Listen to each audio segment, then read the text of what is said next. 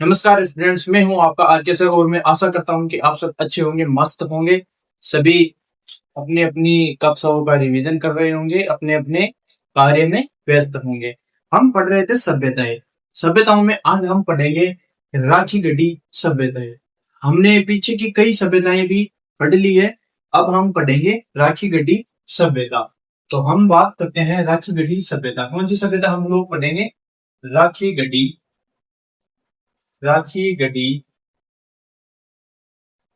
सभ्यता हम आज यही पढ़ेंगे। आज का हमारा जो टॉपिक है वो है राखी गढ़ी सभ्यता। अगर हम इसकी बात करते हैं तो ये जो सभ्यताएं हैं, इसकी हमने पीछे की कक्षा में कई सभ्यताओं के बारे में बात की है। आज हम इसी सभ्यता की बात करते हैं। तो इस सभ्यता को अगर हम बात करें तो इस सभ्यता को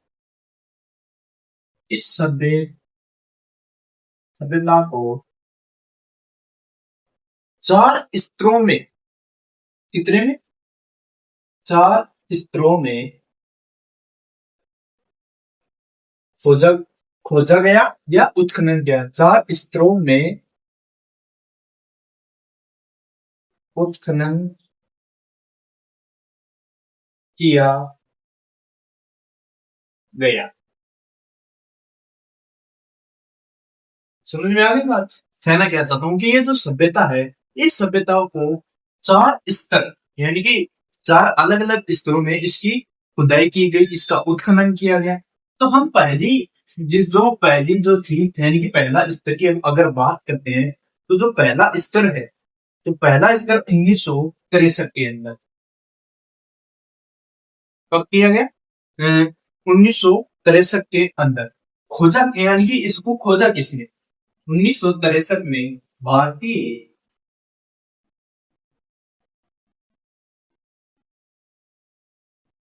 पुरातत्व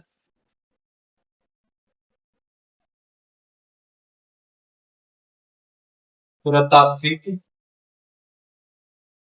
सर्वेक्षण,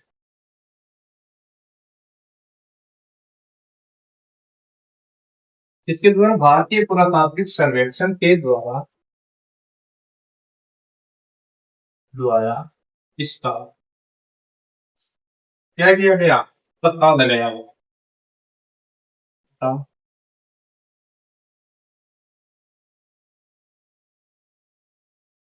लगाया गया। इसकी बात करें 1963 के अंदर राखी गढ़ी सभ्यता को 1963 में भारतीय पुरातात्विक सर्वेक्षण के द्वारा इसका क्या किया गया? पता लगाया गया, अनुमान लगाया गया कि यहाँ पर कोई सभ्यताएं हो सकती है। फिर बात आती है दूसरे स्तर की। भाई दूसरे स्तर में हुआ क्या था?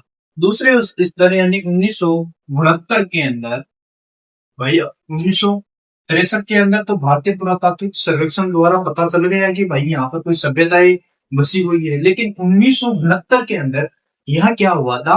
जो प्रोफेसर थे, कौन से विश्वविद्यालय बात करते हैं हम कि कुरुक्षेत्र कुरुक्षेत्र विश्वविद्यालय विश्वविद्यालय विश्वविद्यालय के प्रोफेसर प्रोफेसर सूरज भान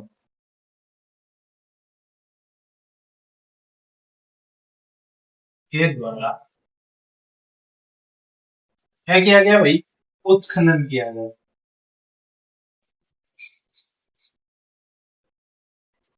उत्खनन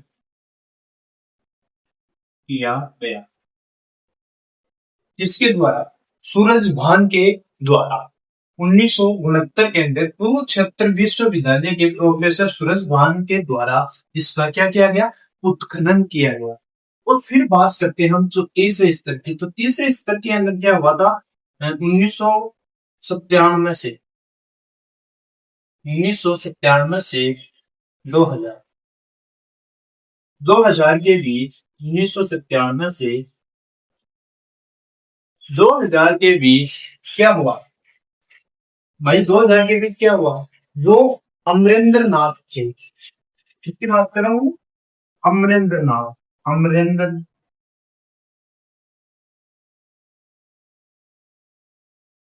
नाथ के द्वारा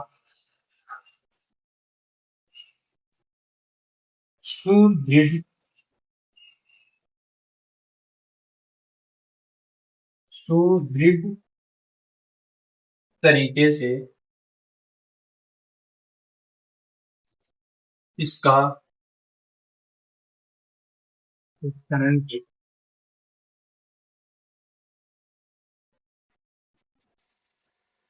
किसकी बात कर रहा हूं मैं, अमरेंद्र नाथ के द्वारा 1997 से 2000 के बीच में इसका क्या किया गया, सुदृढ़ तरीके से इसका क्या किया, उत्खनन किया गया। अब देख ले, बात करते हैं 1972 के अंदर प्रोफेसर सूरज भान ने लिया, 1997 में या 1997 से 2000 के बीच में किसके द्वारा, अमरेंद्र नाथ के द्वारा। और फिर चौथा आता है हमारा, चौथा आता है 2011 से 2016, इसके अंदर किसने किया था भाई, इसके अंदर किसकी इसकी बात करते हैं, प्रोफेसर थे, कहाँ थे, देख करें, देख कर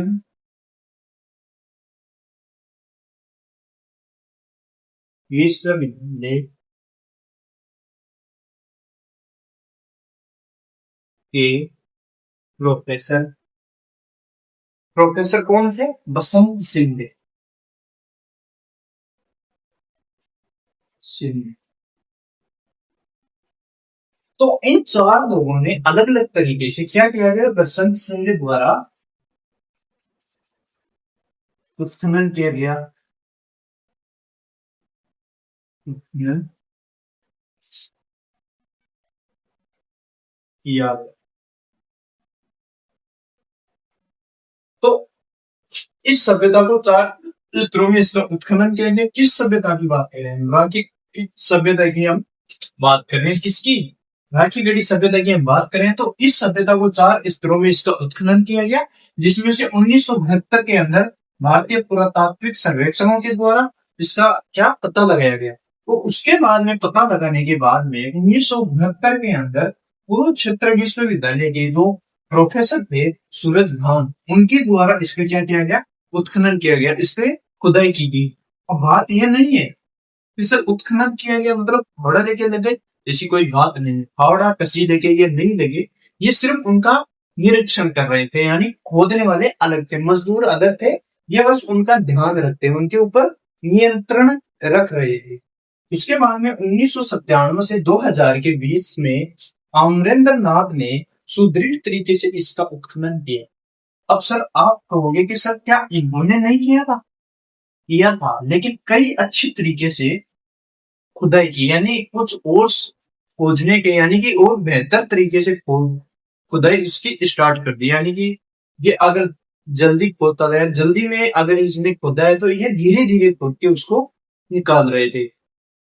अब आप कहोगे कि सर मजदूरों के द्वारा ये क्यों खुदाई, मशीन कहीं नहीं थी भाई उस समय, हालांकि थी नहीं, और अगर थी तो आपको पता है कि ये क्या कर रहे हैं, खुदाई कर रहे हैं, कुछ चीज ढूंढ रहे हैं, वहां के साक्ष्य ढूंढ रहे हैं, तो मशीन से अगर हम खुदाएंगे तो वो नहीं मिलेगा, इसलिए उन्होंने मजदूरों से ही वहां पर कार्य करवाया।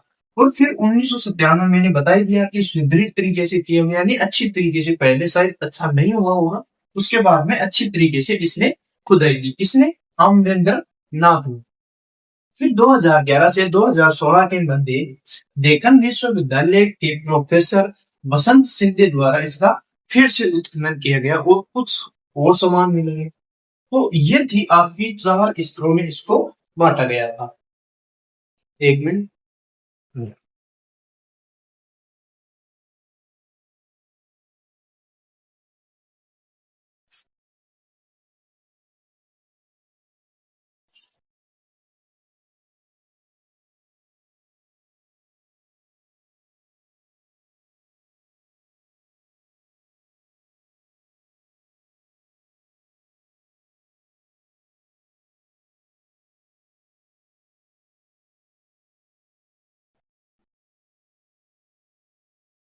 शायद आपको नीचे का चौथा स्तर में लिखाया था वो देखा नहीं होगा, तो मैं फिर से लिख देता हूँ यहाँ पर कि चौथा स्तर कब से कब तक, 2011 से 2016 के मध्य किसने क्या किया था भाई?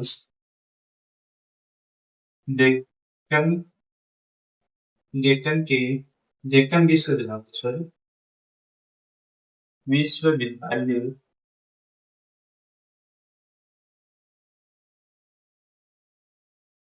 के प्रोफेसर बसंत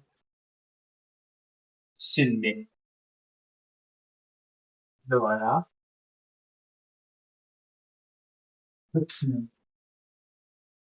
उत्खनन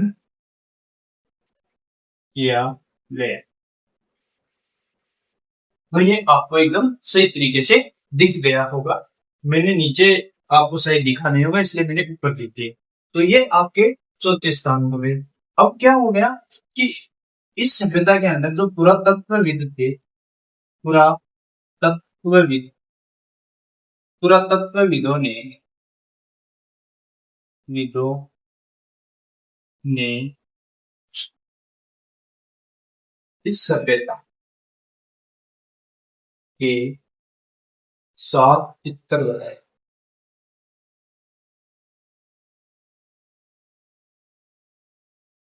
कितने स्तरों की बात कर रहे हैं भाई?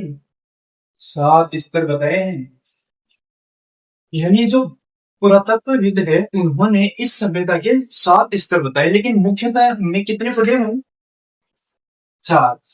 और मुख्यतः 4 ही है। हालांकि खुदाई चल रही है, अभी भी खुदाई चल रही है, वर्तमान में भी शायद खुदाई चल रही होगी, लेकिन पुरातत्वविदों ने इसके 7 स्तर बताए, लेकिन जिसमें हमने 4 पढ़े हैं और ये 4 महत्वपूर्ण, इन्हीं में से क्वेश्चन आते भी है और आपको ये 4 ही पढ़ने को मिलेगा। कहीं पर भी देखो शायद ये 4 भी नहीं मिले कहीं पर तो, लेकिन मैंने आपको 4 बता दिए। लेकिन बताइए कितने गए भाई? 7। अब आपके पास एक क्वेश्चन आ जाएगी, कौन सी एक सिंधु घाटी सभ्यता की ऐसी कौन सी सभ्यता है जो 7 स्तरों में पाई गई है? तो कौन सी सभ्यता है? राखी गढ़ी सभ्यता आपका आंसर हो। अब हम आगे चलते हैं इसके बारे में। ये तो आपने लिया, ये मैंने आपको बता दिया कि इसका जो स्तर मैंने आपको बता दिया, इसकी खुदाई बता दी, इसका और क्या बताया मेरे भाई? खुदाई के अलावा इसकी खोज भी मैंने बताया। अब खोज किसने की थी? भारतीय पुरातत्वविदों ने इसकी खोज की थी 1963 के अंदर। 1969 के अंदर इसका उत्खनन किया गया, फिर 1997 से 2000 के मध्य इसका सुव्यवस्थित तरीके से खुदाई की गई और बचे इसके बाद में 2011 से 16 के मध्य इसका क्या किया गया? डेक्कन विश्वविद्यालय के 2 वसंत सिंह प्रोफेसर थे, उन्होंने इसकी खुदाई कर दी। अब हम आगे की बात करते हैं। तो अब हमारे पास आता है स्थान। अगर हम बात करें स्थान की,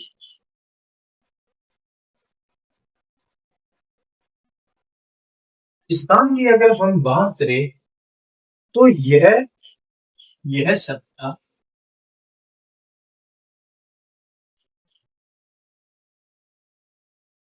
सभ्यता हरियाणा राज्य के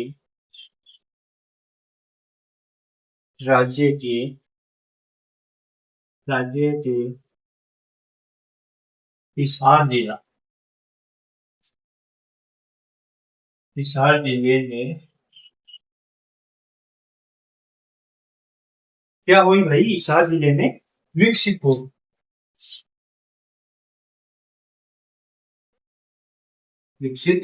हुई। तो ये था आपका स्थान हरियाणा। हमारे भारत की तो बात हो रही है, हम विश्व की थोड़ी पढ़ते हैं, हम भारत की ही बात कर रहे हैं। हम भारत की बात करें, ये यहाँ पर राजस्थान हो गया और यहाँ पर हरियाणा हो गया, ये पंजाब इसके पास में, ये हरियाणा हो गया। तो हरियाणा के हिसार जिले में क्या हुई? ये विकसित हो गई। इसके बाद में इसकी कालक्रम की हम बात करते हैं हम कालक्रम की। इसकी कालक्रम की बात कर लेते हैं 20 की। कालक्रम कर्म की हम बात करें, कालक्रम यानी कि कौन से काल में विकसित हुई थी या फली फूली थी, अपने चरम सीमा पर थी, तो उसकी हम बात करें कालक्रम नहीं, तो कालक्रम कब से कब तक था इसका? पुरातत्वविदों के अनुसार, पुरातत्वविदों के अनुसार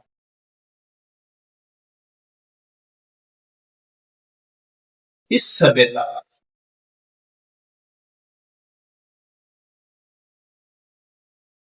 इस सभ्यता का कालक्रम कब से कब तक था भाई? 6000 ईसा पूर्व से 6000 ईसा पूर्व, यानी कि बीसीबी हम इसको बोल सकते हैं, यानी बिफोर क्राइस्ट। ईसा पूर्व मतलब ईसा मसीह के जन्म से पहले 6000 साल, ईसा मसीह के जन्म से 6000 साल पहले की यह सभ्यता थी। ईसा पूर्व से हड़प्पा सभ्यता के समय तक,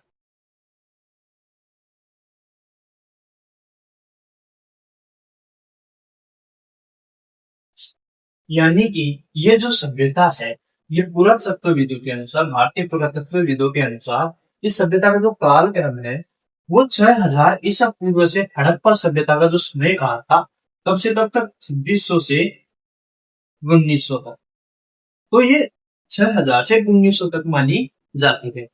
यानी इसके समय काल तक, इसके हड़प्पा सभ्यता के समय काल तक इसका क्या माना जाता है भाई? इसका कालक्रम माना जाता है। इसी के अंदर एक और बात आती है, स्टार लगा के हम वही बात देखेंगे कि जो कार्बन डेटिंग विधि के अनुसार, इसकी विधि के अनुसार, कार्बन डेटिंग विधि के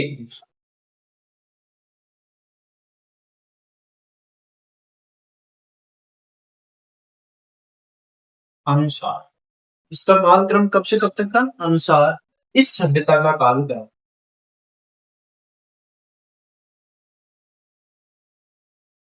सभ्यता का कालक्रम, कालक्रम का तो आप जान ही गए होंगे भाई, ये अपने कौन से समय में ये विकसित हुई है, अपने चरम सीमा पर थी। कालक्रम के अनुसार सभ्यता का कालक्रम कब से कब तक? 2600 से कब से कब तक? 2600 ईसा पूर्व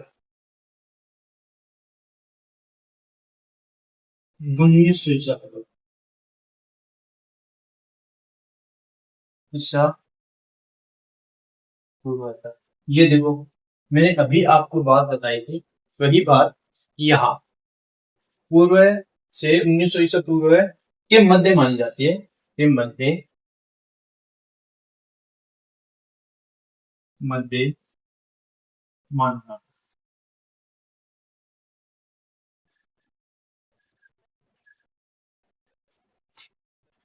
तो हम इसी की बात कर रहे थे अभी, मैंने अभी इसी के बाद हड़प्पा सभ्यता का कालक्रम मैंने आपको ही बताया था, शायद यही है, पीछे की कक्षाओं में आप जाकर देख सकते हो, वहीं पर आपको यही मिलेगा।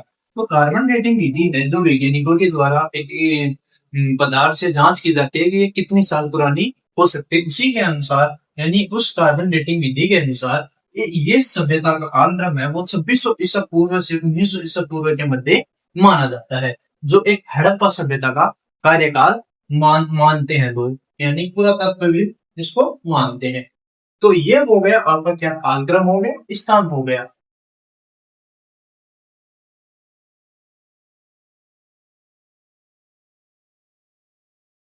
तो ये हो गया आपका कालक्रम, मैंने बता दिया, स्थान मैंने बता दिया, और इसके जो खुदाई है उसका बात, उसके बारे में भी मैंने आपको बताया है। आगे सुनते हैं, आगे हम सर, अब आगे क्या होगा? आगे भाई हम किसी नदी के बारे में पढ़ लेंगे कि भाई ये किसी न किसी नदी के किनारे तो विकसित हुई होगी ये जो सभ्यता है। और हमको पता है कि सिंधु घाटी सभ्यता, यानी कि सिंधु घाटी सभ्यता की जो सिंधु घाटी सभ्यता के जो समकालीन या उसके आसपास, यानी सिंधु घाटी सभ्यता की जो अन्य सभ्यताएं हैं, यानी अन्य नगर में अन्य सभ्यताएं हैं, वो क्या क्या हुई? किसी न किसी नदी के किनारे विकसित हुई। तो इसी की इसकी भी तो नदी होगी ना, तो इसकी हम अगर नदी की बात करें तो मैंने इसके स्थान की मैंने अभी चर्चा की थी कि है हरियाणा राज्य के हिसार जिले में। तो हिसार जिले के अंदर कौन सी नदी बहती है भाई? कौन सी बहती है? हिसार जिले के नदी के अंदर कौन सी बहती है? तो घग्गर नदी।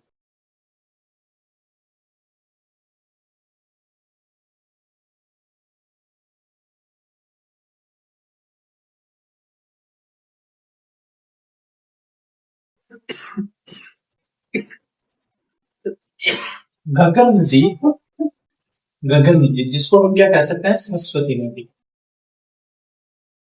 जो सिंधु घाटी सभ्यता की पवित्र नदी मानी जाती है, सरस्वती। इसके किनारे इस सभ्यता का क्या हुआ भाई? चलो कैसे समझ में नहीं आ रहा तो मेरी सीधी आराम से लीजिए।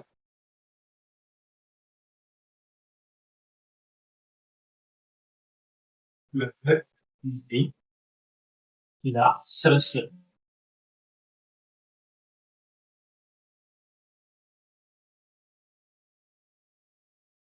तो कौन सी नदी होगी भाई? घग्गर नदी। ये कहां पर है? हरियाणा।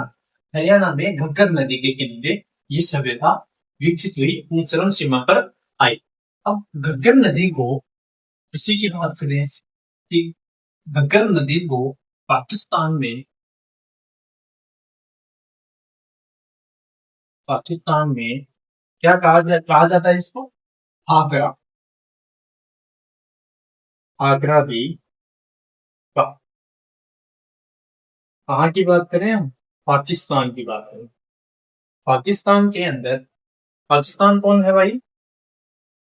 एक देश है, अन्य देश, पड़ोसी देश है, आठवां पड़ोसी देश यहाँ पाकिस्तान। तो इसके अंदर इस नदी को हाकरा भी कहा जाता है। कौन सी नदी की बात करें हैं भाई? हम घग्गर नदी की बात करें। अब आगे ये हो गई आपकी नदी, घग्गर नदी के किनारे ये विकसित हुई। नदी के किनारे बोल के किनारे,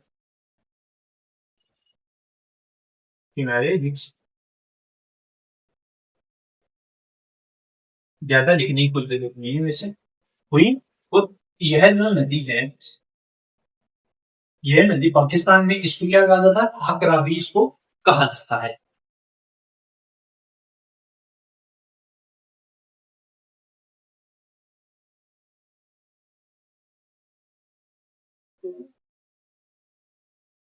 अब बात आती है कि इस सभ्यता को,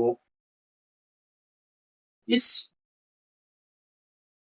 सभ्यता को जो भारतीय पुरातत्वविद है, भारतीय, या इसे ना भारतीय ना लिखकर पुरातत्वविद ही लिखिए, सभ्यता को पुरातत्वविदों ने, तत्वविदों ने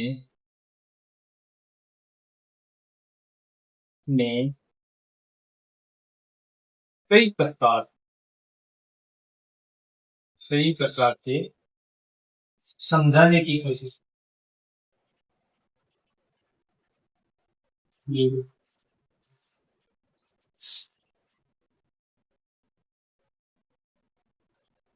कोशिश की।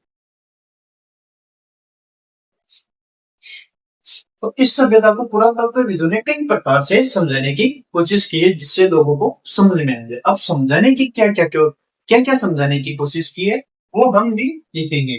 तो नीचे नहीं जगह ऊपर ऊपर ही हम लिख लेते हैं इसको, इसको मिटा देते हैं। क्या क्या समझाने की बात की है वो मैं बता देता हूँ आपको। पहले ही आता है, सबसे पहले क्या बात समझाने की कोशिश की? सबसे पहले बात की है उन्नत नगर की। उन्नत नगर नियर, नगर नियर। सर ये होता क्या? सबसे पहले पुरातत्वविदों ने यहाँ के जो उन्नत नगर नियोजन है उसको समझाने की कोशिश की है। उन्नत नगर नियोजन को कैसे समझाया भाई इन्होंने? उन्नत नगर का अर्थ आप जानते हो कि कोई भी नगर या कोई भी शहर, कोई भी गांव अगर विकास हो कर लेता है तो, या उन्नति कर लेता है तो उसको उन्नत नगर नियोजन कहते हैं। यानी कि किसी भी शहर या नगर का विकास होता है और इसका विकास किस प्रकार से हुआ, वो यहाँ के पुरातत्वविदों ने इसको समझने की कोशिश की है। फिर दूसरी बात पर आती है यहाँ का क्या। भाई यहाँ की क्या, यहाँ की सुदृढ़ सुदृढ़ जल निकासी, जल निकासी व्यवस्था। अब जब ये नगर बस गया, विकास हो गया, तो यहाँ की जो पानी भरे, अब ऐसे तो है नहीं कि बारिश का पानी हो गया आ गया और घरों में भर गया। अगर पानी को नहीं निकाला तो वो तो यही होगा भाई, पानी भर जाएगा और उससे क्या व्यवस्था भंग हो जाएगी, यानी ये जो सभ्यता है वो भंग हो जाएगी। इसलिए पानी को निकालने के लिए उत्तम व्यवस्थाएं की गई, सुदृढ़ तरीके से, अच्छी तरीके से। घर अगर कच्चे हैं चलेगा, लेकिन नालियां पक्की और एकदम स्वच्छ नालियां या चौड़ी नालियां बनाएगी जिससे पानी आसानी से बाहर जा सके। तो सुदृढ़ जल निकासी की व्यवस्था को पुरातत्वविदों ने यहाँ पर समझाने की कोशिश की है। उसके बाद में किसकी तीसरे नंबर पर यहाँ की क्या क्या किया गया है भाई, औद्योगिक विकास।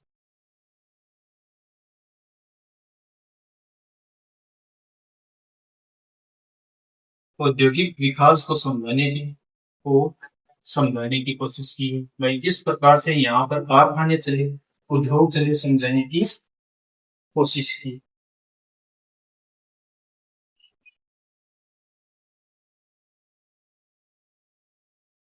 कोशिश सरल होगा, समझाने का प्रयास भी करते हैं। चलो ये आपको समझने में आ गया।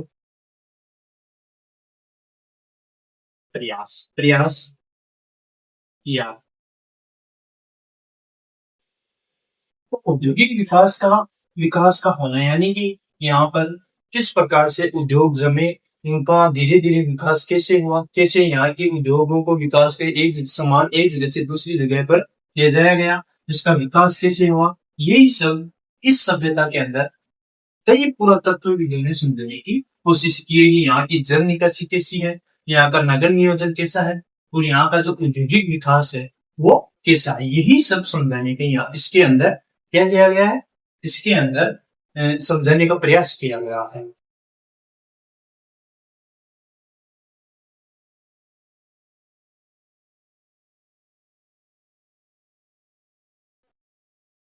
इसके बाद में आता है हमारे पास कि इस सभ्यता के अंदर कौन कौन सी वस्तुएं प्राप्त हुई, यानी कि प्राप्त वस्तुएं।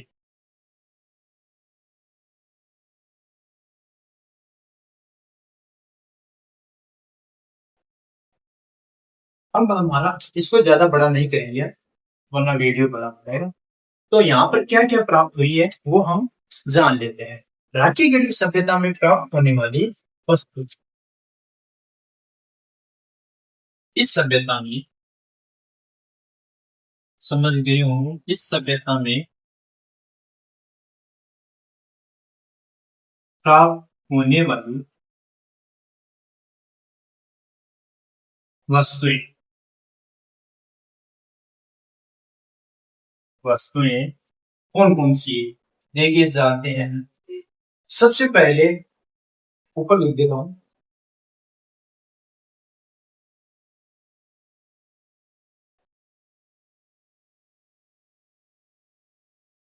सबसे पहले आता है मन के। भाई इसके अंदर वो क्या मिले, सबसे पहले मिलते हैं मन के।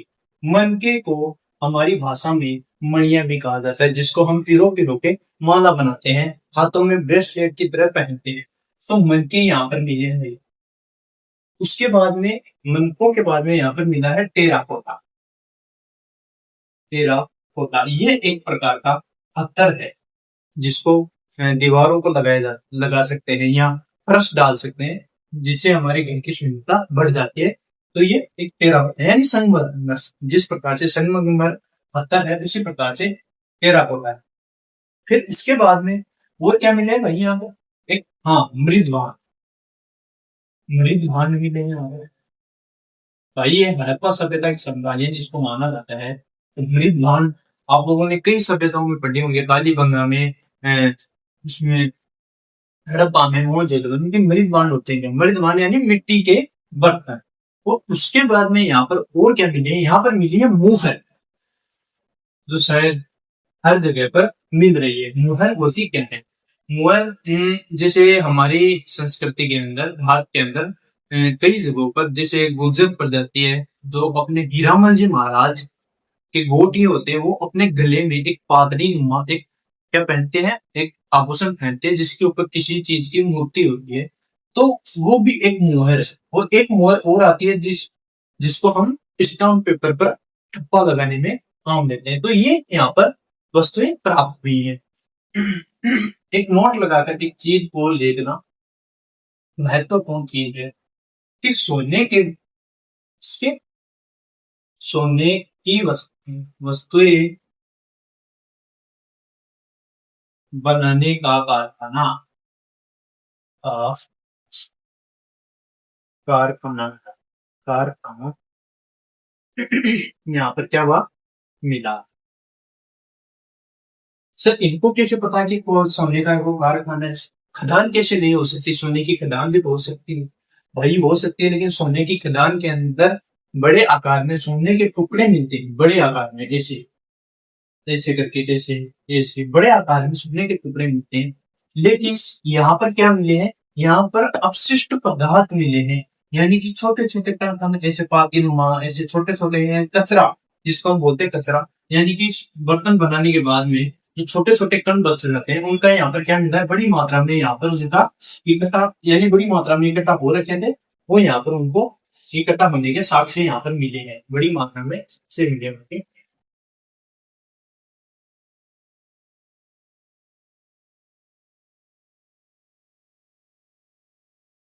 फिर आती है कालीबंगा सभ्यता में जिस प्रकार से अग्नि वेदिकाएं मिली है, उसी प्रकार से इस सभ्यता में भी, इस सभ्यता में अग्नि वेदिकाएं मिली।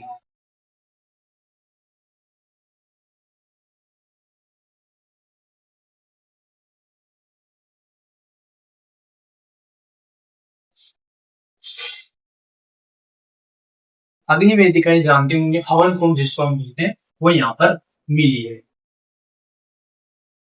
फिर वो क्या मिला है, मैं आपको बताऊं। इस सभ्यता के अंदर, इस सभ्यता में,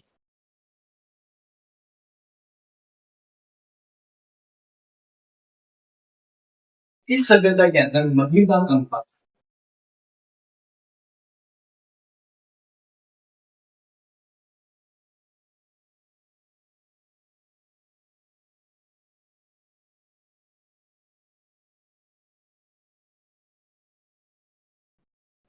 इस सभ्यता के अंदर महिला कंगाल कंगाल का ढांचा मिला है।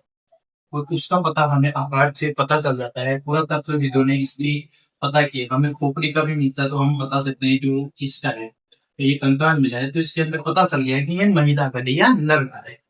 और वो जो कंकाल मिला है, उसके अंदर,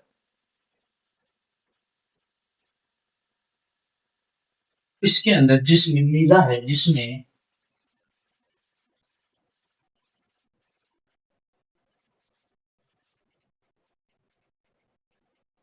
डीएनए का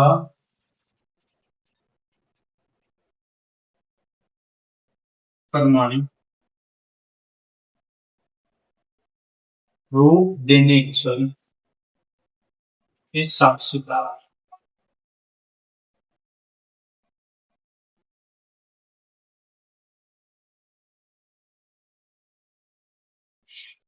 इस सभ्यता में महिला कंकाल का ढांचा मिला है, जिसके अंदर डीएनए का प्रमाणिक रूप देने के साक्ष्य यहाँ पर प्राप्त हुए कि किस प्रकार से यहाँ पर प्रजातियां पाई जाती थी, इसका यहाँ पर क्या मिला है, साक्ष्य प्राप्त हुए हैं।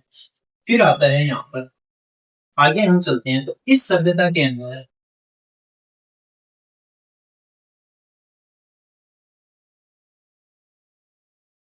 कांसा व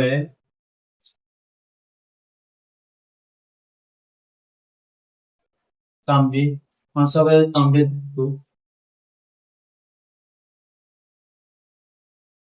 धातु के अवशेष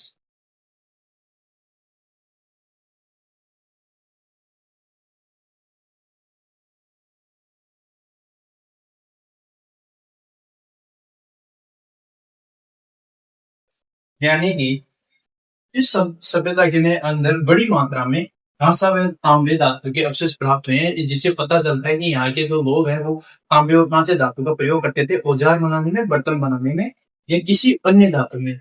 सबसे ज्यादा इसी का प्रयोग करते थे।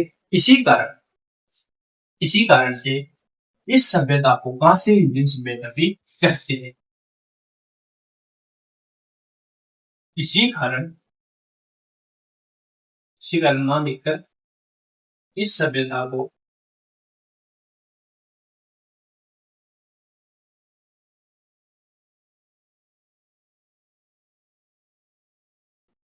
कांस्य युगीन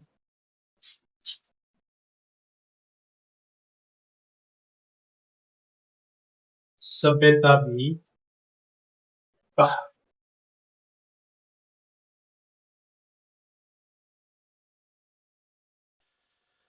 कहा जाता है। उसके बाद में ये सभ्यताएं विलुप्त हो गई किसी बाढ़ के आने से या किसी अन्य चीज से, ये सभ्यता नष्ट हो गई।